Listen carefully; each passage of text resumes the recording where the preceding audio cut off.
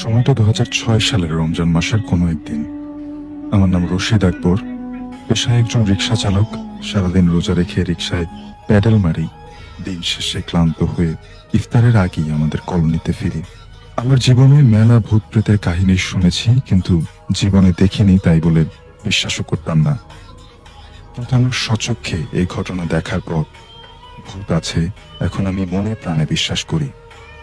যাই হোক, আসল ঘটনাটা বলি। সেদিন সেহরি খেয়ে রিক্সা নিয়ে বের হব, তখনই পেছন থেকে বউ ডাক দিল। আকাশের অবস্থা ভালো না, আর যেন না যাই। কি করার, আমি রিক্সা চালক, ঝড় তুফান যাই থাকুক, পেট চালাতে বাইরে যাওয়া লাগবেই। মনটাকে শান্ত করে তারপর রিক্সা নিয়ে বের হলাম। যখন আমি রিক্সা নিয়ে বাজারের কাছে গেলাম, তখন একজন লম্বা হুজুর লোক আমার রিক্সায় উঠল। কোথায় যাবে জিজ্ঞেস করলে কিছু না বলে শুধু বলল, অনেক দূর, কি যাবে তো? আমি মাথা নাড়লাম। টাকা দিলে আমি সব জায়গায় যাইতে রাজি। সে সকাল থেকে লোকটাকে নিয়ে ঘন্টার পর ঘন্টা রিক্সায় প্যাডেল মারছি, দেখে থামার কোনো নামগন্ধ নেই। একসময় প্যাডেল মারতে মারতে বিরক্ত হয়ে গেলাম। পিছনে ফিরে তাকিয়ে বললাম যে, হুজুর আপনি যাবেন কই? লোকটা চোখ বড় করে লাল করে বলল, তোকে তো বলেছিলাম অনেক দূর, পুরো রাস্তায় আর পেছনে ফিরবি না। আমি মাথা সরায় দিয়ে আর কিছু বললাম না। আমি সামনের দিকে রিক্সা চালাচ্ছি। পিছন থেকে দরুদ, জিকির, সূরা তিলাওয়াত শুনতে পাচ্ছি, কিন্তু খুব চিকন কণ্ঠে আর মিহি সুরে, যেন মধুর একটা আওয়াজ আসছে আমার কানে। আমার 30-32 বছরের জীবনে এত সুন্দর তিলাওয়াত আমি এর আগে কখনো শুনিনি। একসময় আমার যেন ক্লান্তি কেটে গেছে, আমি জোরে জোরে প্যাডেল মারতে থাকি। রিক্সা চলছে খুব জোরে। একসময় জোহরের আজান দিলে আমি মসজিদের কাছে, হুজুর রিক্সা থামাতে বলে। আমি আর উজু করে নিলাম নামাজের জন্য। মসজিদে অনেক মুসল্লি, এত মুসল্লি মসজিদে আগে দেখিনি। সবাই লম্বা লম্বা সাদা জুব্বা আর ড্রেস পরা। আর জায়গাটাও আমার অচেনা লাগছে। সবাই হুজুরকে জায়গা করে দিলেন, নামাজ পড়াতে উনি ইমামতি করলেন। আমি একেবারে পেছনের কাতারে দাঁড়ালাম। নামাজের ভিতরে আমি যেন তলিয়ে গেলাম। এত ভালো লাগা আগে কখনো কাজ করেনি। নামাজ শেষ করে রিক্সায় উঠে পড়লেন। এর ফাঁকে আর কোনো কথা বলেন নাই, শুধু একটা কথা বলতে শুনলাম, নামাজের মতো শান্তি আর কিছুতে নেই। আমি সে আবার অনবরত প্যাডেল মেরে চলছি। মাঝে মাঝে রাস্তার মোড় আসলে উনি নির্দেশ দেন ডানে বা বামে যাওয়ার জন্য। একসময় দুপুর ঘনিয়ে বিকেল হয়, তখন আমার শরীর ভেঙে গেছে আর চলতে পারছি না, চালাতে পারছি না। তখনই উনি বললেন, থাম এখানে। আমি রিক্সা থামাই। এ কি, এখানে তো কোনো রাস্তাঘাট নেই, শুধু মাঠ আর মাঠ। আর মাঠের শেষে দক্ষিণে একটা সরু খাল আছে। হুজুর লোকটি রিক্সা থেকে নেমে বললেন, তুমি এখানে থাকো, আমি আসছি। ভোলা আমার পেছনে পেছনে এসো না। আমি বললাম, আপনি কই যান? এখানে তো কিছু নাই। উনি শুধু হাত দিয়ে ইশারা করলেন রিক্সায় বসে থাকতে। উনি একটু বাদেই আসছেন। তারপর আমি ওনার যাওয়ার দিকে চেয়ে রইলাম। উনি যত দূরে যাচ্ছে মনে হচ্ছে তত বড় হচ্ছে। আমি খুবই ভয় পাই। দূরে গেলে তো ছোট হয়ে আসার কথা মানুষ, কিন্তু উনি ভাবে বড় হয়ে যাচ্ছে কেন? একসময় ওনাকে আর দেখতে পাই না। প্রায় 20-30 মিনিট কেটে গেল, কিন্তু হুজুরের আসার কোনো নাম গন্ধ নেই। রিক্সা বসতে বসতে আমি চিন্তা করলাম, এই লোকটা তো আমার ভাড়াও দিল না। কোন জায়গা থেকে এনে মাঠের মাঝখানে দাঁড় করিয়ে চলে গেছে। একসময় আমি খুব ভয় পাই। চারিদিকে শুধু মাঠ আর আমি একা রিক্সা নিয়ে বসে আছি। এদিকে সন্ধ্যা হয়ে আসছে। ক্ষুধা, ক্লান্তি, ভয় নিয়ে আমি রিক্সায় জড়সড় হয়ে বসে আছি। তারপর আমি ভেবে নিলাম, হয়তো এই লোক আর আসবে না। আশেপাশে মসজিদ পেলে ইফতার করে মসজিদে কাটাবো রাতটা।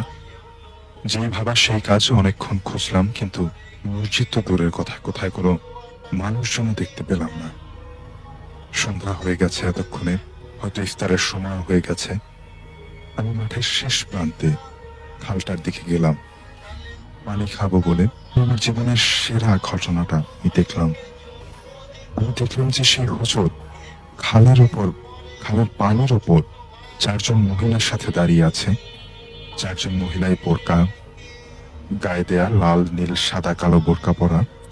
হুজুর মহিলাদের হাতে বাজারের ব্যাগের মতো কিছু কিছু একটা ব্যাগ দিয়েছিল। তবে আমার মনে হয় ওগুলো বাজারের ব্যাগ, কিন্তু আমি একদম শিওর না যে ব্যাগের ভিতরে আসলে কি ছিল। আমি অজ্ঞান হয়ে যাবার মতো একটা অবস্থা। এটা দেখে যে পানির উপর মানুষ দাঁড়িয়ে আছে, তখন মহিলাগুলো হঠাৎ আমাকে দেখে ফেললো। হুজুর পেছনে ফিরে আমার দিকে তাকালো। ওনার মুখ কি বিভৎস আর ভয়ঙ্কর। লম্বা লম্বা পায়ে আমার দিকে আসছিল, আর মহিলাগুলো বিশাল বিশাল সাপ হয়ে আমার দিকে আসছে। এটা দেখার পর আমি ওখানে সেন্সলেস হয়ে পড়ে গেলাম। তারপর আর কিছু মনে নেই। পরদিন সকালে চোখ খুলে দেখি আমি আমার ঘরে শুয়ে আছি। আমার মেয়ে ডাকাডাকি করছে, আব্বা জ্ঞান ফিরছে জ্ঞান ফিরছে। পুরো কলোনির সবাই এসে জড়ো হয়ে আমাদের বাসায় দেখার জন্য। তারা সবাই বলা বলি করছে আমি নাকি আজ 3 দিন জ্ঞান নাই। আমি আমার বউকে বললাম আমি এখানে কিভাবে আসলাম। ও বলল আমার শালায় আমাকে নিয়ে আসছে, অর্থাৎ আমার বউয়ের ছোট ভাই। ও রাঙামাটিতে গাড়ি চালায়। ও মসজিদে ফজরের নামাজ পড়তে গিয়েছে, তখন মসজিদে আমাকে পেয়েছে।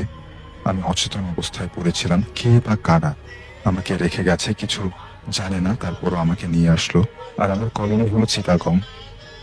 আমার শালা বড় হুজুর নিয়ে আসছে। হুজুর সবকিছু শুনে বলল এটা কোনো নামাজি বড় জিন অথবা জিনের বাচ্চা ছিল, তোমার কোনো ক্ষতি করতো না, কিন্তু তুমি দেখে ফেলাতে এমনটা হয়েছে। আর জিনের সাথে পানির উপর মহিলাগুলো হলো জিনের বউ অথবা জিনের আত্মীয় স্বজন ছিল। আমি দেখে ফেলার কারণে ভয়ঙ্কর রূপ নিয়েছে। সবচেয়ে আশ্চর্যের বিষয় হলো আমি বাড়ি থেকে যখন সিগারেট খেয়ে বের হই তখন আমার পকেটে ছিল 0 টাকা। আর আমার শালাবাবু যখন আমাকে অচেতন অবস্থায় পায় তখন আমার পকেট ভর্তি প্রায় 12,000 টাকা পায়। এরপর থেকে আমি রিক্সা চালানো ছেড়ে দিই। জিমের দেওয়া টাকাগুলো দিয়ে আমি এখানে একটা ছোট হোটেল দিই। আর আমার ছোট আহ ওই হোটেল এখন চট্টগ্রাম জেলার নাম করা একটা রেস্টুরেন্ট, আলহামদুলিল্লাহ। ভাই, লেখাতে কোনো ভুল ত্রুটি হলে সেটার জন্য ক্ষমা চেয়ে নিচ্ছি। এই ঘটনাটি আমি একজন রিক্সা চালকের কাছ থেকেই শুনেছিলাম। প্রিয় লিসেনার্স, এই মুহূর্তে আমি যেই ঘটনাটি শেয়ার করতে যাচ্ছি, ঘটনাটি যার সাথে ঘটেছে তিনি আমাদের পুরান ঢাকার ওয়ারিতে বসবাসকারী রোমানা আপুর সাথে। ঘটনাটি যখন ঘটে তখন তিনি বাংলাদেশে ছিলেন না, তখন তিনি ছিলেন আমেরিকাতে। তো আমেরিকাতে ঘটে যাওয়া এই ঘটনাটি আমি এখন আপনাদের সাথে শেয়ার করতে যাচ্ছি। উনি আমাকে যেভাবে বলেছেন আমি ঠিক সেভাবেই বলার চেষ্টা করছি। আমেরিকাতে উনি টানা 1 যুগ বসবাস করেছিলেন, পরবর্তীতে বাংলাদেশে এসেছিলেন, আবার গিয়েছেন। 1999 সালে আমেরিকার আটলান্টা অঙ্গরাজ্যের ডুলুথ সিটির গুইনেট কাউন্টিতে একটি বাড়ি কেনেন। উনি এবং ওনার হাজব্যান্ড বাড়িটার লোকেশন, সৌন্দর্য দেখে অনেক পছন্দ করেন। বাড়িটার সম্পর্কে একটু বর্ণনা না দিলেই নয়। বাড়িটি ছিল একটি টিলার উপরে, চারিদিকে অসংখ্য সুন্দর সুন্দর গাছ ছিল। আরো মজার বিষয় হলো পাহাড়ি বেশ কিছু হরিণ জাতীয় প্রাণী প্রায়ই বাড়ির সামনে দিয়ে হাঁটাহাঁটি করত, যার কারণে এই বাড়িটি ছিল অসাধারণ রকমের সুন্দর। ওনারা যখন বাড়িটি কেনার সময় জানতে পারেন বাড়িটিতে একটা চাইনিজ ফ্যামিলি বসবাস করত। তারা বাড়িটি ছেড়ে দিয়ে চলে যান। তারা কেন চলে যান সে সম্পর্কে যখন তথ্য নেন, জানতে পারে তাদের বদলিজনিত কারণে তারা এই এলাকা ছেড়ে চলে যাচ্ছেন। তাই এই বিষয় নিয়ে আসলে তাদের কোনো কৌতূহল আর সৃষ্টি হয়নি। বাড়িতে রোমানা আপুর পরিবার যখন প্রবেশ করে তখন প্রথমেই তাদের কাছে একটু ব্যতিক্রম লাগে।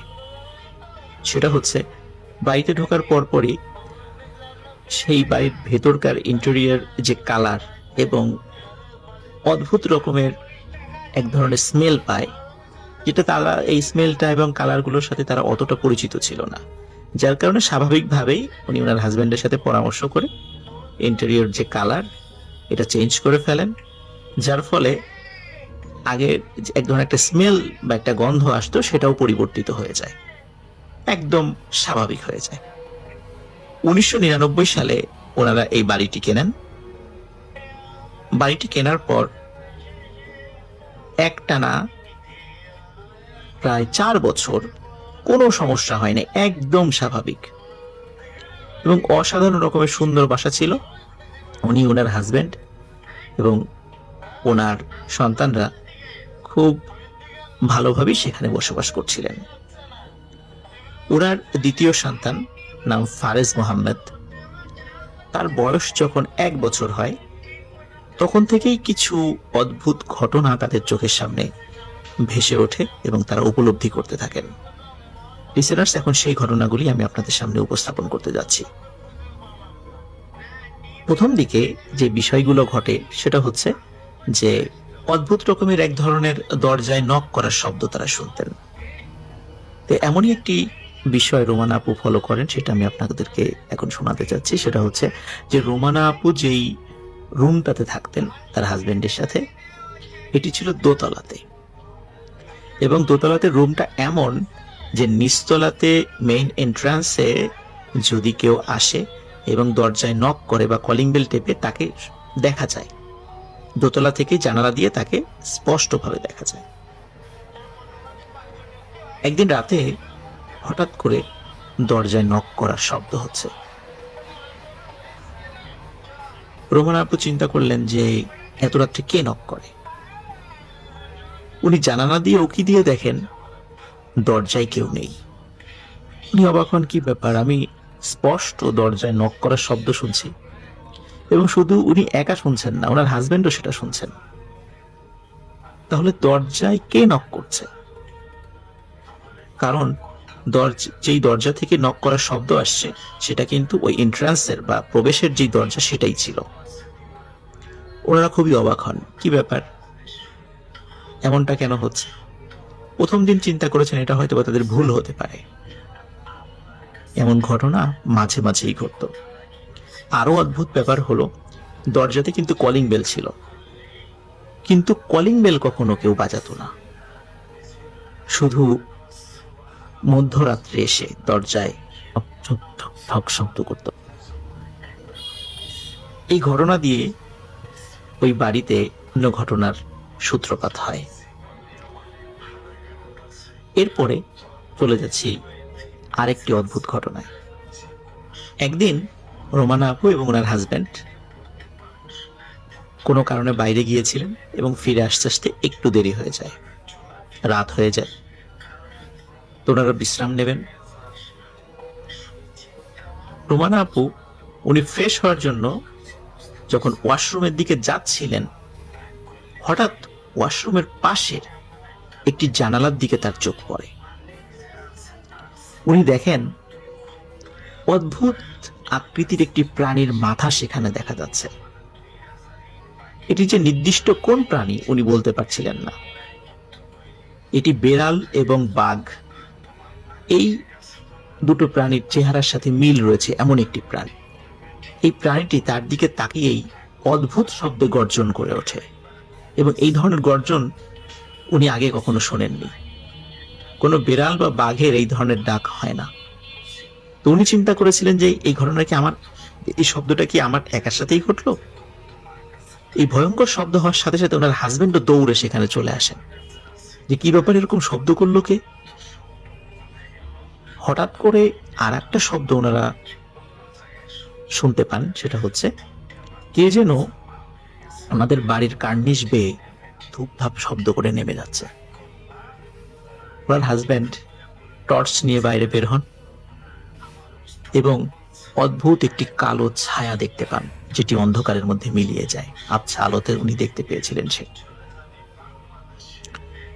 এই ঘটনার পরে ওনারা ধরে নিয়েছিলেন এটা হয়তো বা, যার কারণে তারা এই ঘটনাটিকে সেভাবে গুরুত্ব দেননি। এবার আসি আরেকটি অদ্ভুত ঘটনায়। রোমানা আপুর 1 বছর বয়সী ছেলে ফারেজ মোহাম্মদ, তাকে যখন খাবার খাওয়ানোর চেষ্টা করতেন, তো উনি খাবার খাওয়ানোর সময় একটি অদ্ভুত ব্যাপার খেয়াল করতেন। সেটি হচ্ছে খাবার খাওয়ানোর সময় এই ফারেজ মোহাম্মদ ওনার দিকে মনে হতো যে ওনার দিকে তাকিয়ে খুব আনন্দ উচ্ছ্বাস প্রকাশ করছে এবং হাসাহাসি করছে। কিন্তু রোমানা আপু খুব ভালো করে খেয়াল করে দেখতেন ফারেজ মোহাম্মদ খাওয়ার সময় তার মায়ের দিকে মানে রোমানা আপুর দিকে আসলে তাকায় না, সে তাকায় রোমানা আপুর পাশে পেছন দিকে। রোমানা আপু লক্ষ্য করেন যে ফারিজ মোহাম্মদ তার পেছনে থাকা কোনো একটি ছায়াকে বা ছায়া মূর্তিকে দেখে সে হাসে, তার সাথে খেলা করে। মনে হচ্ছে যে দূরে তাকে দেখে সে খুব আনন্দ প্রকাশ করছে, খিলখিলিয়ে হাসছে। উনি এটা খুবই অবাক হন যে কি ব্যাপার, আমার দিকে তাকিয়ে হাসছে না, অথচ আমার পেছন দিকে তাকিয়ে হাসছে। উনি কি এটা ঠিক দেখছেন, ভুল দেখছেন? উনি একাধিকবার এই বিষয়টা এক্সপেরিমেন্ট করেছেন। বারবারই মনে হয়েছে যে ওনার ছেলে ফারিজ মোহাম্মদ সে তার পিছন দিকে থাকা একটি বয়ব দেখে সে অত্যন্ত খুশি হয় এবং হাসাহাসি করে। একদিন ওনার মেয়ে মানে রোমানা আপুর মেয়ে, তিনি এসে রোমানা আপুকে বলছেন যে মা, তুমি যখন নামাজ পড়ো, নামাজের সময় আমি তোমার পেছনে একজন দাদুকে দাঁড়িয়ে থাকতে দেখি, বড় আলখেল্লা পরা একজন দাদু। রোমানা আপু বিষয়টা একটু সিরিয়াসলি নেন যে আসলে এখানে কি হচ্ছে, বিষয়টি বোঝার চেষ্টা করেন। উনি এতটুকু বুঝতে পারেন এখানে প্যারানর্মাল কিছু বিষয় তো অবশ্যই হচ্ছে, কিন্তু আসলে একদিকে যেমন ভয়াবহ কিছু বিষয়, আরেকদিকে আশা জাগা নিয়ে কিছু বিষয়। ওনার সবসময় মনে হতো যে কোনো একটি বিষয় ওনাকে ক্ষতি করার চেষ্টা করছে, কিন্তু আর একটি জিনিস সেই ক্ষতি থেকে তাদেরকে বাঁচানোর চেষ্টা করছে। এটি আরো নিশ্চিত হন আরেকটি ঘটনা ঘটার পরে। ওনারা একটি অ্যাকোরিয়ামে মাছ পালতেন, মাছটির নাম রাখেন প্রিমা। এই মাছটি তার ছেলে ফারিজ মোহাম্মদের খুব প্রিয় ছিল। সাধারণত যেই ফিশ বলে মাছটি রাখতেন, কিছুদিন পর পর মাছটি একটি বড় বালতিতে পানির মধ্যে রেখে ফিশ বোলটি পরিষ্কার করতেন। একদিন উনি ওই মাছটির ফিশ বোল পরিষ্কার করার জন্য মাছটিকে একটি বড় বালতির মধ্যে রাখেন এবং ফিশ বোলটি পরিষ্কার করার জন্য কিছু পাউডার দিয়ে ভিজিয়ে রেখে উনি, ওনার হাজবেন্ড এবং ওনার বাচ্চাদেরকে নিয়ে উনি বাজারে যান। চিন্তা করেন যে ফিরে এসে ফিশ বোলটি পরিষ্কার করে মাছটি আবার জায়গায় রাখবেন। বাজার থেকে ফিরে ওনার ঘরে যে এন্ট্রান্স মানে প্রবেশ দরজা, সেই দরজা দিয়ে ঢুকে প্রথমেই পড়ে হচ্ছে ফর্মাল ডাইনিং। এই ফর্মাল ডাইনিং এর পরেই রয়েছে কিচেন, আর এই কিচেনেই উনি এই মাছটি রেখে গিয়েছিলেন। উনি এসে দেখেন কিচেনের ওই বালতির মধ্যে মাছটি নেই। উনি খুব অবাক হন, কি ব্যাপার, এখানে তো কোনো বিড়াল আসার কথা না, কোনো প্রাণী এসে মাছটি খেয়ে যাওয়ার কথা নয়, তাহলে মাছটি কোথায় গেল? মাছটি খোঁজা শুরু করেন, কারণ মাছটি ওনার ছেলে ফারিজ মোহাম্মদের খুবই প্রিয়। উনি মাছটি খুঁজতে খুঁজতে এমন একটি জায়গায় ওই মাছটিকে আবিষ্কার করেন, আসলে কোনোভাবেই মাছটি সেখানে আসার কথা ছিল না। মাছটি ছিল কিচেন থেকেও বেশ দূরে, ব্রেকফাস্ট এরিয়াতে, এবং মাছটি লাফিয়েও এত দূর আসার কথা নয়, এবং মাছটি ছিল মৃত অবস্থায়, কারণ বালতি থেকে সে বের হয়ে এসেছে। কিন্তু এর আগেও অনেকবার একই বালতিতে একই পরিমাণ পানি দিয়ে মাছটিকে রেখে যাওয়া হলেও কখনোই মাছটি ওখান থেকে লাফ দিয়ে বের হয়নি। মাছটির মৃত্যুতে বাড়ির সবাই খুব কষ্ট পান এবং সবার মনে প্রশ্ন হতে থাকে, কে মারল এই মাছটি? উনি চিন্তা করেন যে যাই হোক, হয়তোবা কোনো একটা ঘটনা ঘটেছে, হয়তোবা কোনো কারণে লাফ দিয়ে বের হতেও পারে। এই চিন্তা করতে করতে উনি ওনার ঘরের সিঁড়ি দিয়ে তলাতে ওনার বেডরুমে দিকে যাওয়া শুরু করেন, এবং যেহেতু বাজার থেকে এসেছেন উনি চিন্তা করেন আমি একটু ফ্রেশ হই। উনি যখনই সিঁড়ি দিয়ে দোতলার বেডরুমের দিকে গিয়েছেন, হঠাৎ উনি দেখেন ওনার দরজার ঠিক সামনে লম্বা কালো একটি ঘন ছায়া দাঁড়িয়ে আছে, যে ছায়াটি ছিল একটি মানুষের আকৃতির। উনি যখনই ওই দরজার সামনে ছায়া মূর্তিটিকে দেখেছেন, জাস্ট কয়েক সেকেন্ডের জন্য মনে হলো ওই ছায়া মূর্তিটি গভীর দৃষ্টি দিয়ে তার দিকে তাকিয়ে আছে, এবং কয়েক সেকেন্ডের মধ্যে ছায়ামূর্তিটি লাফ দিয়ে জানালা থেকে বের হয়ে যায়। উনি সাথে সাথে নিচে চলে আসেন নিচে এসে পরিবারের সকলকে এই ঘটনাটি খুলে বলেন, যে এই ছায়ামূর্তিটি সে দেখেছে। তখন তারা নিশ্চিত হন এই বাড়িতে আসলে ওনারা একা নন, এই বাড়িতে আরো দুজন আছে, যার একজনের আকৃতি ঘন কালো মেঘের মতো একটি কালো ছায়া, আর একজনের আকৃতি শুভ্রতারে পরিপূর্ণ একটি প্রতিমূর্তি। হয়তোবা ওই বাড়িতে ওনারা যতদিন ছিলেন ওই কালো ছায়ামূর্তির বিপরীতে ওই শুভ্র প্রতিমূর্তিটা লড়াই করে তাদেরকে হেফাজত করেছে। ওনারা ওই বাড়িতে তারপরেও আরো বেশ কিছুদিন ছিলেন। পরবর্তীতে ওই বাড়িটি বিক্রি করে দিয়ে ওনারা আর একটা অ্যাপার্টমেন্টে ওঠেন, কারণ প্রতিনিয়তই এই ধরনের ভয়াবহ ঘটনা যেহেতু ওনাদের সাথে ঘটতে থাকে, এই কারণে ওনারা আসলে ওই বাড়িতে থাকাটা জিসান মনে করেননি। লিসেনার, আপনারা একবার ভাবুন যে আপনার বাড়িতে দরজায় নক করছে, অথচ আপনি জানালা দিয়ে দেখছেন দরজায় কেউ নেই। চাইলে কলিং বেল বাজাতে পারতো, কিন্তু কলিং বেল বাজাচ্ছে না, দরজাতে নক করছে ঠক ঠক ঠক ঠক, কিন্তু আপনি দেখতে পাচ্ছেন ভেতর থেকেই যে দরজায় কেউ নেই। আসসালামু আলাইকুম রাসেল ভাই, আশা করছি আপনি ভালো আছেন। তো রাসেল ভাই, আজকে আমি যে ঘটনাটি আপনার সঙ্গে শেয়ার করছি, এই ঘটনাটি আমাদের এলাকারই একটি ঘটনাটি ঘটে গেছে আজ থেকে প্রায় 10-15 বছর আগের। তো তখনও ঠিক এইরকম একটা ঈদের আমেজ চলতেছে। তো যেই ঘটনাটা আমি বলছি, যার ঘটনা আর কি, তার নাম হচ্ছে মন্টু মিয়া। তিনি পেশায় একজন রিক্সা চালক। তিনি রিক্সা চালক হলেও তার অনেক বেশি সাহস এবং তিনি এলাকার সবথেকে সৎ মানুষ হিসেবে পরিচিত। তো রাসেল ভাই, এই মন্টু মিয়া ঈদের যে চলতেছে, তো ঈদের সময় তো উনি ঈদের পরের দিন ওনার রিক্সাটা নিয়ে বের হয়, কারণ তিনি অলরেডি একদিন মিস করেছে। আর তখন সময় তো অনেক অসহায় একটা সময় ছিল, যে মানুষ কি বলে মানে উপার্জন করবে বা বর্তমান সময় যেরকম সচ্ছলতা ছিল সেরকম ছিল না। তো উনি একদিন কাজ না করার ফলে ওনার বেশ খানিকটা লস হয়ে যায় এবং তিনি ঈদের পরের দিনই তার রিক্সা নিয়ে রওনা দেন যে ওনাকে আজকে কি বলে রিক্সার ভাড়া মারতে হবে। তো উনি যখন এরকম একটা মানে সময়ে রিক্সা নিয়ে বের হয়েছেন, তা উনি দেখলেন যে আসলে আশেপাশে যাওয়ার আর কি মানুষ এখান থেকে ওখানে, ওখান থেকে ওখানে আত্মীয় স্বজনের বাড়ি যাচ্ছে। উনি আর কি বড় একটা ভাড়া খুঁজতেছেন, যেন একটা বড় ভাড়া পেলে একটা ভালো অ্যামাউন্ট নিয়ে উনি বাসা চলে যাবেন।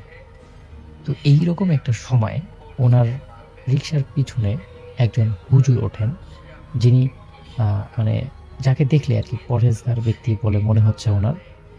তো উনি বললেন যে, হুজুর কোথায় যাবেন বলেন, আমি আপনাকে নামাই দেই। তো হুজুর বলে, আমি তো অনেক দূর যাব, তোমাকে তো দেখে মনে হচ্ছে তুমি অনেক ক্লান্ত, তুমি মনে হয় পারবে না। তো মন্টু মিয়া ভাবে যে না, আমার এমন তো একটা যাত্রী প্রয়োজন, অনেক দূর যাবে। তো উনি বলেন যে না ঠিক আছে, সমস্যা নাই, আমি ঠিক আছে, আমি আপনাকে নিয়ে যেতে পারবো। তারপর হুজুর রিক্সার মধ্যে উঠে বসেন এবং মন্টু মিয়া রিক্সা চালাতে শুরু করেন। এরপর মন্টু মিয়া যে রিক্সা চালাতে শুরু করলেন এবং হুজুর পিছনে উঠলেন, এরপর থেকে প্রায় কেটে গেছে 1 ঘন্টা। 1 ঘন্টা ধরে মন্টু মিয়া রিক্সা চালাতে আছেন। হুজুর শুধুমাত্র বলতেছে ডানে যাও, বামে যাও, ডানে যাও, বামে যাও, সোজা যাও, এরকম আর কি পথ দেখিয়ে দিচ্ছেন। কিন্তু আসলে উনি এক্সাক্ট কোথায় যাবেন এটা উনি বলতেছেন না। তো যাই হোক, একটা সময় গিয়ে হুজুর একটা নির্জন জায়গায় তাকে নিয়ে যান। এমন একটা নির্জন জায়গা, যে জায়গাটা দেখলে যে কারো ভয় পেয়ে যাবে। কিন্তু মন্টু মিয়া সাহসী ছিলেন, আর উনি ভাবছেন যে হুজুর একজন মানুষ, হয়তো ওনার কোনো কাজ থাকতে পারে বা হয়তো উনি এই বিষয়গুলো নিয়ে কোনো কিছু ভাবেন না। তো উনি হুজুরকে বলেন, হুজুর এখানেই নামবেন? তো হুজুর বলে যে হ্যাঁ, আমি এখানেই নামবো। তুমি তোমার কত টাকা হইছে? তো আমি এই ভিতরে একটু যাবো, যেয়ে এসেই তোমাকে টাকা দিয়ে দেব। তো এটা শোনার পর মন্টু মিয়া বেশ খানিকটা অবাক হয়ে যায়। আরে হুজুরকে তো বিশ্বাস করলাম, বিশ্বাস করে এরকম এখন উনি যদি যায় আর উনি যদি না আসে তাহলে তো বিষয়টা। তো উনি বলেন যে ঠিক আছে, যাই হোক, যেহেতু আল্লাহওয়ালা মানুষ, উনি দোয়া করে দিলে তাই হবে। তো উনি বলে যে আচ্ছা হুজুর, আপনি যান, আমি এখানে আপনার জন্য অপেক্ষা করতেছি। তো উনি ওখানে অপেক্ষা করতেছে। কিন্তু এই যে হুজুর যে গেছে, হুজুর আসার কোনো আর নাম নেই। প্রায় ২০-২৫ মিনিট হয়ে গেছে, কোনো আসতেছে না। তো মন্টু মিয়া তারপরে অপেক্ষা করতেছে দেখি কি হয়। কিন্তু ০.৫ ঘন্টা, ১ ঘন্টা, ১.৫ ঘন্টা, ২ ঘন্টা যখন চলে গেল তখন মন্টু মিয়া বিরক্ত হয়ে যায়। তো তখন উনি বললেন যে, "নাহ, এখানে থেকে হুদাই আমার কোনো কাজ হবে না, আমি চলে যাই।" তো উনি উনার গাড়ি নিয়ে ব্যাক করে আরকি চলে যাওয়া শুরু করে। তো কিছুদূর যাওয়ার পরে উনি আ মানে রিক্সাটাকে অনেক বেশি ভারী লাগতেছে তার কাছে। মনে হচ্ছে কিরে এটা এত বেশি ভারী হচ্ছে মানে উনার কাছে বিষয়টা সুবিধা লাগতেছে না। তো তারপর উনি রিক্সাটা একটু থেমে পিছনে তাকালেন। দেখলেন যে আসলে পিছনে তো কিছুই নেই। তাহলে আ এটা কি হলো? কোন কিছু তো বুঝতেছেন না। তো এরপরেই মন্টু মিয়া যেটা দেখলেন সেটা তার কাছে আসলে এখনো রহস্যময়। তিনি যেটা দেখলেন যে তার রিক্সার মানে পিছনে কিছু একটা জ্বলজ্বল করে জ্বলছে। যেই আলোতে উনি উনার পথও দেখতে পাচ্ছে এবং আশেপাশটা উনার কাছে অনেক বেশি উজ্জ্বল লাগতেছে। তো উনি বলল যে, "কিরে হঠাৎ করে আবার কি হলো?" তো উনি রিক্সাটা থামিয়ে উনি দেখলেন যে উনার যে রিক্সার সিট ছিল, সেই সিটের নিচে কিছু একটা আছে।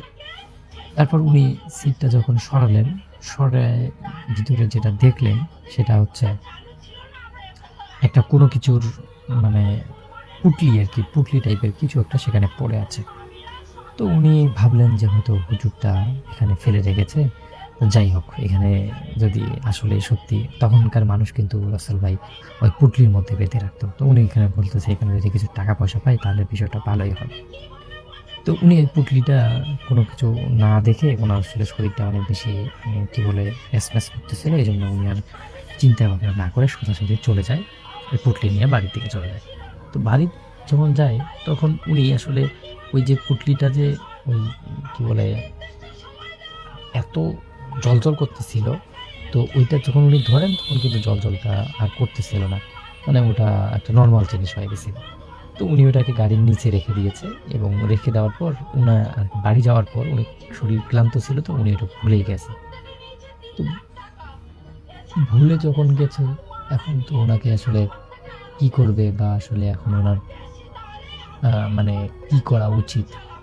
এই বিষয়গুলো নিয়ে ভাবতেছে যে আসলে এটা কি খুলবো বা খুলবো না? এটা কি খোলা উচিত হবে কি হবে না? হুজুর মানুষের জিনিস। তো এত দ্বিধাদ্বন্দ্বের মধ্যে হঠাৎ করে রিক্শাওয়ালার যে স্ত্রী আছে উনি বললেন যে, "এত ভাবার তো কিছু নাই। তুমি খুলে ফেলো। তো সমস্যা কি? যদি ইম্পোর্টেন্ট কিছু জিনিস হয় তাহলে আমরা হুজুরকে দিয়ে দিব। আর যদি টাকা-পয়সা হয় তাহলে তো হুজুর যদি খোঁজ নেয় তাহলে আমরা হুজুরকে ফেরত দিব।" তো তারপর উনারা আরকি ওই যে পুঁটলিটা আছে সেই পুঁটলিটা খুলেন এবং পুঁটলিটা খুলে যা দেখতে পায় তার কাছে মানে এত বেশি ভয়ানক লাগে যে উনি বুঝতে পারছেন না। উনি পুঁটলিটা খুলে দেখেন এই পুঁটলিটার ভিতরে ছোট অনেকগুলো মূর্তি মানে প্রায় ২০-২৫ টার মতো মূর্তি হবে ছোট একটা পুঁটলির মধ্যে। তো উনি এটা দেখে এত বেশি অবাক হয়ে যান যে উনি আরকি এটা কোনোভাবেই আ মানে নিতে পারতেছে না যে, "কিরে ভাই! এত জিনিসের ভিতরে পুঁটলি কোথা থেকে আসলো?" এরপর ওই রিক্সা চালক এবং ওই যে রিক্সা চালকের ওয়াইফ বলে দেবে পুরা জিনিসটাই লস হয়ে গেল। তারপর উনি কি করেন মানে পরবর্তী সময়ে উনার মানে ভালো একটা আইডিয়া আসে যে যদি কোনদিন হুজুরের দেখা হয় তাহলে ওই হুজুরকে দিয়ে দিব আরকি। তো উনি ওইটা ভালোভাবে রেখে দেন। তো রেখে যখন দিবেন উনি, রেখে দেওয়ার পর যখন উনারা ঘুমায়ে যায়, তখন এই মন্টু মিয়া স্বপ্নে দেখেন যে উনার রিক্সার মধ্যে আবারও সেই যে হুজুর আছে সেই হুজুর উঠেছে এবং তিনি আবারও সেই যে জায়গাটা আছে সেই জায়গাটার মধ্যে থেমেছেন এবং ওই জায়গার মধ্যে হঠাৎ করে একটা কবরস্থান হয়ে যায় এবং সেই কবরস্থানের মধ্য থেকে হুজুর অনেকগুলো মানে একটা করে লাশ তুলেন এবং সেই লাশগুলোকে কি যেন একটু দেন, দেওয়ার পরে ওই লাশগুলো ছোট হয়ে যায় এবং সেই লাশগুলো নিয়ে উনি ওনার পুঁটলিতে ভরতেছেন। তো এই পুঁটলিতে ভরার পর উনি আরকি সেইটা রেখে দিচ্ছেন। তো এইরকম একটা স্বপ্ন যখন মন্টু মিয়া দেখে, মন্টু মিয়ার তো আর হুঁশ থাকে না। তো উনি বুঝতে পারেন যে হয়তো এই যে আমার পোটলার ভিতরে যেগুলো আছে সেগুলো হয়তো কারো না কারো লাশ। তো ইনি এটা থেকে এত বেশি ভয় পান যে উনি আসলে এই সকালবেলা যখন উঠে তখন আর কি এই পোটলাটা আবার যদি দেখেন, উনি বেশ খানিকটা অবাক হয়ে যান যে আসলে এই পোটলাই তো আমি দেখেছি গত রাত্রে। এটাই তো স্বপ্ন দেখেছি। আর একটা জিনিস স্বপ্নে দেখা মানে তো এত সোজা ব্যাপার না। তারপর তিনি ওই পোটলা নিয়ে আবারও সেই যেই জায়গায় উনি স্বপ্ন দেখেছেন, যেই জায়গায় উনি গিয়েছিলেন সেই জায়গাটার মধ্যে যায়। গিয়ে উনি আর কি খুব জোরে, জোরে চিৎকার করতে শুরু করেন আর কি। যে, "হুজুর আপনার জিনিস আপনি নিয়ে যান, আপনার জিনিস আপনি নিয়ে যান, আপনার জিনিস আপনি নিয়ে যান।" তো এগুলো বলার পর আসলে উনি বেশ খানিকটা অবাক হয়ে যায় ঠিক তখনই যখনই হঠাৎ করে একটা মানে দমকা বাতাস তার শরীর দিয়ে প্রবাহিত হয় এবং এটা হওয়ার পর উনি দেখেন যে ওনার যে মানে পুঁটলিটা ছিল সেই পুঁটলিটা এখন হঠাৎ করে উধাও হয়ে যায়। পুঁটলিটা তার কাছে আর নাই। তো এটা দেখে উনি বেশ খানিকটা অবাক হয়ে যায়। কিন্তু পরবর্তী সময় উনি একটু স্বস্তিরও বোধ করেন এবং উনি দেখতে পারেন যে ওনার ওই যে রিকশার নিচে কিছু স্বর্ণ মুদ্রা কেউ হয়তো দিয়ে গেছে। তো উনি এটা দেখে খুব বেশি অবাক হয়ে যান এবং সেই স্বর্ণ মুদ্রাগুলো উনি নিবেন কি নিবেন না এটা নিয়ে খুব বেশি দ্বিধাদ্বন্দ্বের মধ্যে পড়ে যায় এবং উনি এই স্বর্ণ মুদ্রাগুলো নিয়ে আবারও ওনার ওই রিকশার পিছেই রেখে দেন। রেখে দিয়ে ওনার স্ত্রীকেও সেদিন আর বলেননি। না বলে উনি বললেন যে, "আজকে আপাতত যে ঘুমাই, কালকে না হয় নগদ কিছু দেখা যাবে।" তো উনি এই যে ঘুমাই গেছেন, ঘুমায় যাওয়ার পর উনি আবারও আর কি সেদিন স্বপ্ন দেখলেন এবং সেই দিনের স্বপ্নটা হচ্ছে এরকম যে ওই যে হুজুর মানে নেমেছিল, নেমে যাওয়ার পর এই যে স্বর্ণ মুদ্রাগুলো ছিল সেই স্বর্ণ মুদ্রাগুলো ওই যে কি বলে পুঁটলির মধ্যে যেই পুঁটলিটার মধ্যে ছিল সেইরকম একটা পুঁটলি হুজুর নিয়ে এসে সেই রিকশাওয়ালাকে দিছে এবং রিকশাওয়ালার কাছে যেই পুঁটলিটা ছিল সেই পুঁটলিটা আবার উনি হুজুরকে দিচ্ছে। মানে তারা দুজনে সেটাকে অল্টারনেট করলো। এরকম একটা স্বপ্ন উনি আবার দেখলেন। এই স্বপ্ন দেখার পর উনি ভাবলেন যে হয়তো এগুলো আমারই জিনিস, এগুলো আমাকেই হুজুর দিছে।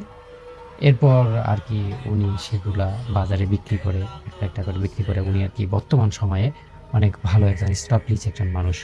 তো রাসেল ভাই এই ঘটনাটা কিন্তু সত্য একটা ঘটনা এবং উনি যে আছে যেই লোকের ঘটনা আমি বললাম, আপনি যদি আমার কাছে চান আমি উনার কনট্যাক্ট নাম্বারও আপনাকে দিব। কিন্তু পাবলিকলি প্লিজ এটা শেয়ার করবেন না। হোস্টেল লাইফ যে বা যারা কখনো থাকেননি খুব মিস করেছেন লাইফে, তেমন আপনি অনুভবই করতে পারবেন না কতটা মজার ও কতটা যন্ত্রণার।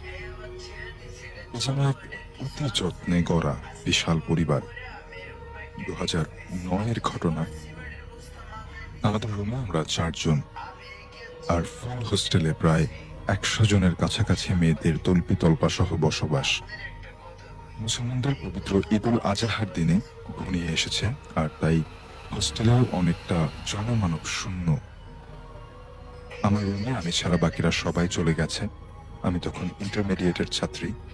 সায়েন্সের ছিলাম বলে পড়াশোনা ও প্রাইভেটের চাপ ছিল এবং প্র্যাকটিক্যাল কিছু কাজ ছিল। তাই আমি, সাফা, আজমেরি, সোনি, সাইমা ও অন্যান্য গ্রুপের 4 জন ছিলাম বিভিন্ন রুমে। লোক সংখ্যা বলতে এই পুরো হোস্টেল জুড়ে আমরাই ছিলাম। আমাদের কলেজে 2টি হোস্টেল ভবন ছিল, 4 তলা বিশিষ্ট। খুব চমৎকার নাম ছিল হোস্টেল দুটির।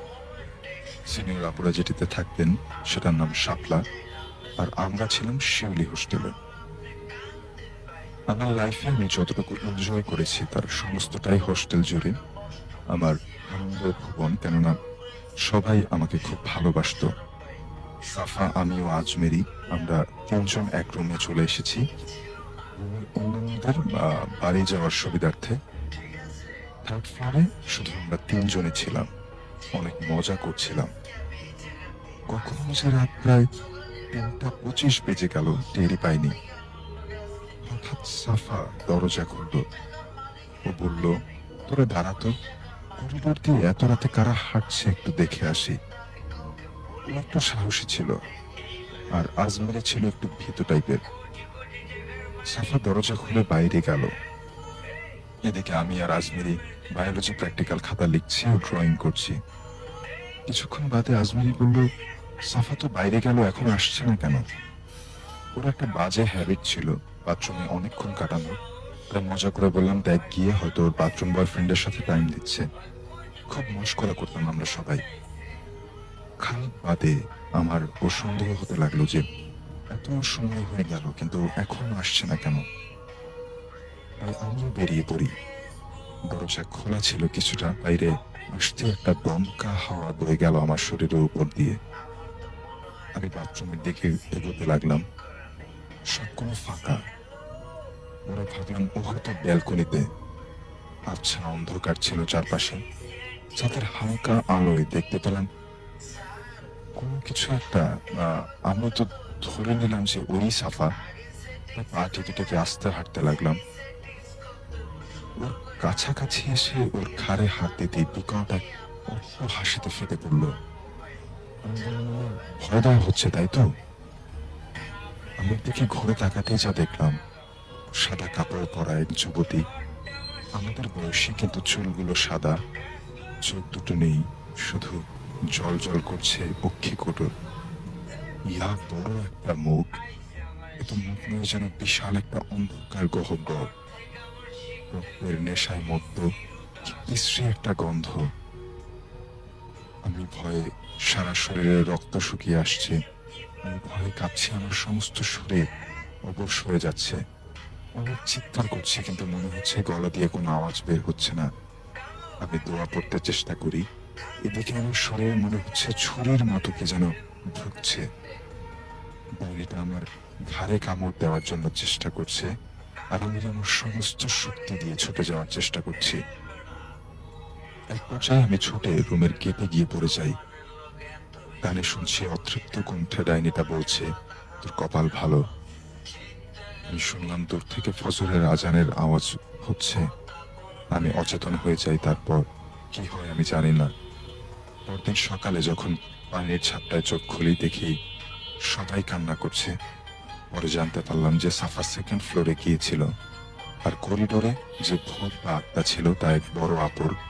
তিনি অনেক আগে পারিবারিক কারণে হোস্টেলে ফ্যানে সিলিং এর সাথে গলায় ফাঁস দিয়ে মারা যান। তারপর থেকেই তার আত্মা ঘুরছে। বিভিন্ন জন বিভিন্ন ভাবে তাকে দেখেছে, যেমনটা গত রাতে সাফা এবং আমি তার সামনে উপস্থিত হই।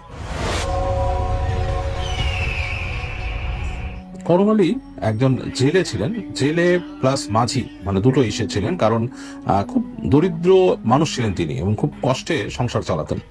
তো যেটা হতো, উনি দিনের বেলা তার যে খেয়া নৌকাটা ছিল সেটা দিয়ে তিনি খেয়া পারাপার করতেন, মানে নদী পার করতেন, এবং সেটা থেকে তার একটা উপার্জন আসতো। এবং তিনি বিকেলের পর, বিকেল গড়িয়ে গেলে তিনি মাছ ধরতেন, এবং মাছ ধরে যা পেতেন তাই দিয়ে তিনি সংসার চালাতেন।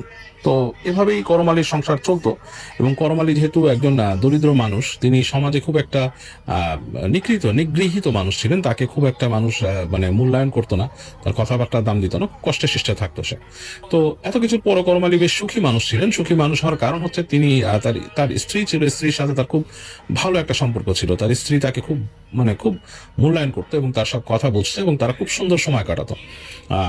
এরকম সময়, এমনও সময় গেছে যে সময়টা আর কি দেখা যেত যে তার স্ত্রী তার জন্য খাবার নিয়ে এসে বসে থাকতো ওই ঘাটে, এবং তাকে খাইয়ে তারপর যেত, এবং তার স্ত্রী বেশ সুন্দরী ছিল। তো এই ছিল করম আলীর জীবনের একমাত্র সুখ এবং বাঁচার অবলম্বন। করম আলী এরকম ভাবেই দিন কাটিয়ে যাচ্ছিল। তার কষ্ট সৃষ্টির মাঝেও তিনি এভাবে করেই তার সময়টাকে এনজয় করতেন। তো একটা সময় আসলো, তখন যেটা হতো যে আসলে করম আলীর যে নৌকা, সেটাতে খুব একটা কাস্টমার সে পাওয়া শুরু করলো না। কারণ তখন ওখানে দেখা যেত যে বেশ ওই ট্রলার, ট্রলার বলতে কি ইঞ্জিন চালিত নৌকার একটা প্রচলন হলো, এবং দেখা যেত যে ওই মানুষজন ওটাতে চড়েই চলে যেত আর কি। করম আলীর নৌকায় আর মানুষজন খুব একটা উঠতো না, এবং তার নৌকাটাও পুরান হয়ে গিয়েছিল। তিনি চেষ্টা করতেন যে নতুন একটা নৌকা কেনার জন্য, তো সেটাতে অনেক টাকার দরকার। যাই হোক, নৌকাটাকে সে রিপেয়ার করে ওইভাবে করেই রাখতো, এবং তার উপার্জন খুব কমে যায়, এবং সে মাছ ধরতে বেরোতো খুব একটা স্বাচ্ছন্দ্য বোধ করতো না, কারণ নৌকা পুরান হয়ে গেছে, বড় বড় ঢেউ আসেন, ভয় পেত তিনি। আর তার স্ত্রীও বারবার মানা করতেন তাকে যে বেশি রাত পর্যন্ত মাছ ধরতে না, আবহাওয়া খারাপ থাকলে না যেতে, এরকম একটা অবস্থা। তো এরকম সময় এক সময় তার স্ত্রী অন্তঃসত্ত্বা হন, এবং ধীরে ধীরে একটা সময় পার হয়, এবং তাদের তার যখন বুঝেন যে তার সংসারে এক্সট্রা টাকা পয়সার দরকার, তিনি খুব চিন্তিত হয়ে পড়েন। তো এরকমই একটা সময়, একটা রাতে করমালী রাতের বেলা বের হন, সেদিন বৃষ্টি পড়ছে, মানে হালকা বৃষ্টি পড়ছে, এবং বাতাসে বারবার গুরু গুরু করে মেঘ ডাকছে, এবং তিনি সারাদিনই তিনি বিভিন্ন তার স্ত্রীর নিষেধে তিনি বাইরে বেরোতে পারেননি আর কি। তার কাছে মানে তার বউ তাকে বারবার যেতে দেননি, বলেছে যে তোমার নৌকার অবস্থা ভালো না, তুমি বাইরে যাবা, তুমি নদীতে যাবা, নদীতে বড় ঢেউ আছে, কোন একটা সমস্যা হবে, আর এরকম বৃষ্টি হচ্ছে, মেঘ ডাকতেছে, কখন জোরে বাতাস ওঠে, অনেক কিছু বলাতে সে বের হয়নি। বাট তার খুব খারাপ লাগতে থাকে, এবং তার ওয়াইফকে তার ডাক্তার দেখানো দরকার, কিছু ওষুধ দিয়েছিল গ্রামের ডাক্তার, সেগুলো কেনা দরকার, তার কাছে কিন্তু সেই টাকাটাও নাই। এরকম অবস্থায় করমালী বিকালের দিকে যখন তার বউ শুয়ে থাকেন, তিনি সিদ্ধান্ত নেন যে আজকে তিনি বেরোবেন মাছ ধরার জন্য, এবং তিনি একটু দূরে যাবেন যেসব জায়গাগুলোতে মাছ, বড় মাছ পায়। তিনি শুনেছিলেন যে নদীর কিছু কিছু জায়গা আছে যেখানে জাল ফেললে মানুষ বড় মাছ পায়। আর তিনি বৃষ্টি বাদল কেয়ার করলেন না, তিনি যেটা করলেন, তিনি তার জালটা নিয়ে চুপি চুপি বাসা থেকে বের হয়ে গেলেন। তো করমালী যাচ্ছেন, এবং তিনি মানে আস্তে আস্তে যাচ্ছেন, এবং তিনি ভাবছেন মনে যে স্ত্রীকে বাসায় একা রেখে আসলাম, তার সংসারে কিন্তু অন্য কেউ নেই, সে এবং তার স্ত্রী বাসায় একা, এবং সে আসছে। তিনি চিন্তা করছেন যে এদিকে সন্ধ্যা হয়ে গেল, রাত হয়ে গেল, কি করবে, মানে স্ত্রীর কোনো সমস্যা হলে। তিনি তারপরও চিন্তা করে যে আমি বাসার তার স্ত্রীর মাথার কাছে হেরিকেন জেলে রেখে আসছি, ম্যাচ আছে, হ্যাঁ, আরো মানে টুকিটাকি খাবার যেগুলো দরকার সেগুলো রেখে আসছি। তিনি এইসব চিন্তা করতে করতে যান, নিজে ভিজছেন, বৃষ্টি কিন্তু অনবরত পড়ছে, তিনি ভিজছেন, এবং তিনি হেঁটে হেঁটে যাচ্ছেন গ্রামের রাস্তায়। এবং জানেন যে গ্রামে যখন তখনকার সময়, আরো আগের কাহিনী, এটা অনেক আগে নেই, তখনকার সময় যখন সন্ধ্যা হয়ে যেত তখন কিন্তু মানে কোনো বিজলি বাতি কিছু ছিল না, অন্ধকার পথ ধরে করমালী যাচ্ছেন, মাঝে মাঝে বাতাস আসছে, মানে বেশ দমকা হাওয়া আসছে, এবং দমকা হাওয়াতে তার শীত লেগে যাচ্ছে, মানে শীতল হয়ে যাচ্ছে, এবং সে দেখছেন যে এই অন্ধকারের মধ্যে তিনি বুঝতে পারছেন যে গাছপালার পাতা কাঁপছে এরকম। তো করমালীর কাছে যেটা ছিল সেটা হচ্ছে যে তার একটা হেরিকেন ছিল, সেটাকে সে পেঁচিয়ে নিয়েছিল, তার সাথে যে গামছা আছে গামছা দিয়ে, এবং চটের ব্যাগ দিয়ে আর কি, চট বলতে যে বাজারের ব্যাগ ছিল সেটা দিয়ে সে পেঁচিয়ে নিয়েছিল। তো আর তার কাছে কিন্তু কোনো মানে ফ্ল্যাশ লাইট বা টর্চ লাইট এগুলো কিছু ছিল না, সে হ্যারিকেনটা, এবং সে ওইটার মধ্যে পেঁচিয়ে সে তার ম্যাচ নিয়েছে, এবং তার নিজের সামান্য কিছু খাবার এগুলো সে পেঁচিয়ে সে নিয়ে ওখানে রওনা দিয়েছে। তো এরকম করে হালকা ভিজতে ভিজতে করমালী এক সময় সে ঘাটের কাছে চলে আসলো, এসে দেখলো যে তার নৌকাটা যেখানে রাখছিল সে বেশ উঠিয়ে সেই জায়গায় আছে। তো নৌকাটার কাছে গেল, সে নৌকাটার কাছে গিয়ে সে নৌকাটাকে মোটামুটি ঠিকঠাক করলো। তারপর সে অনেকক্ষণ ধরে পানি সেচে, নৌকার পাটাতনে কিছু পানি ছিল সেগুলো ফেলে সে নৌকাটা নিয়ে আস্তে করে পানিতে নেমে গেল। নেমেই সেই নৌকার একটা ছই ছিল, ছোট একটা ছই ছিল তার, মানে ছই নৌকাটার মধ্যে আগে, মানে সে যেহেতু মানুষ পার করতো, তিনি বড় কোনো ছই করতে পারেনি, ছোট্ট একটা ছই রেখেছিল, কারণ সেখানে সে মানে বিশ্রাম নেওয়ার জন্য বা কোনো একটা সমস্যা বা বৃষ্টি আসলে কখনো ঢোকার জন্য এরকম একটা ছোট ছই ছিল। তো সে ছইয়ের নিচে যে সে তার হেরিকেনটা জেলে রেখে সে পানিতে বেরিয়ে পড়ে। পানিতে বেরিয়ে পড়ে চলছে তো চলছে, এবং মানে সামনে চলছে তার নৌকা, এবং সে আস্তে আস্তে আস্তে আস্তে চলে যাচ্ছে। তো নদীতে বেশ বড় ঢেউ, কারণ বাতাস আছে, দেখা যাচ্ছে বাতাস আছে, এবং বাতাসে নৌকা দুলছে, বেশ দুলছে, কারণ যখনই বাতাস দুলছে, এবং মাঝে মাঝে দূরে দূরে বজ্রপাত চমকাচ্ছে, সে দেখছে আকাশে যে আলো, এবং সে একটু বেশ খেয়ালি হয়ে গেছে তখন, করমালীর কাছে তখন বেশ খেয়ালি হয়ে গেছে, এবং এই সিচুয়েশনটাকে ভয় লাগার থেকে সে আরো এনজয় করা শুরু করলো। সে মনে করছে যে কি, মানে কেমন আকাশের মধ্যে যখন দূরে, অনেক দূরে যখন নাকি বিজলি চমকায় বৃষ্টির মধ্যে, এবং সে যখন নদীতে, তার কাছে মানে অসাধারণ একটা দৃশ্য মনে হচ্ছিল এটা। এরকম দেখতে দেখতে কখন করমালী যে পথ হারায় ফেলছে, নদীর যে দিশা হারায় ফেলছে, সে কোন দিকে গেছে এটা তার খেয়াল নেই। তো সে যাচ্ছে নৌকা বেয়ে, তখন হঠাৎ করে তার খেয়াল হলো যে মানে সে কোথায় আছে সে বুঝতে পারছে না, তার আশেপাশের যে ইটা, মানে নদীর যে বাঘগুলা বা পাড়গুলা, সেটা তার চেনা লাগতেছে না। এক জায়গায় যে দেখলো, মানে আরেকটু সামনে তাকিয়ে দেখছে আর কি, সে বুঝতে পারছে যে এই যতটুকু আলো দেখা যাচ্ছে, মানে মাঝে মাঝে বিজলির আলো বা আকাশের আলোতে, সে দূর থেকে দেখে বুঝতে পারছে যে জায়গাটার মধ্যে আসলে কোনো গাছগাছালি কিচ্ছু নেই, মানে একটা মাঠের মতো, মানে দূরে, মানে একটা মানে প্রান্তর আর কি, ধুলার প্রান্তরের মতো, এবং সেখানে দূরে কালো কালো ছোপ দেখা যাচ্ছে, মানে কি কোনো জিনিস। তো সে বুঝতে পারলো না ব্যাপারটা কি। তো সে চিন্তা করলো, আচ্ছা যাক, আমি একটা জায়গায় পাড়ের কাছাকাছি এসে জাল ফেলার ব্যবস্থা করি। তো সে ওই এসে গেল, নৌকাটাকে নিয়ে আস্তে আস্তে করে সে পাড়ের কাছাকাছি এক জায়গায় গেল, যে এসে ওই আপনার নৌকাটাকে, ওই তার যে লগি ছিল সেটা ঢুকিয়ে দিল, মানে পাড়ের মধ্যে দেখলো এক জায়গায় যে মাটিতে ঘিরে ফেললো, ঘিরে ফেলে সে তার জাল রেডি করলো, জাল ফেলবে আর কি।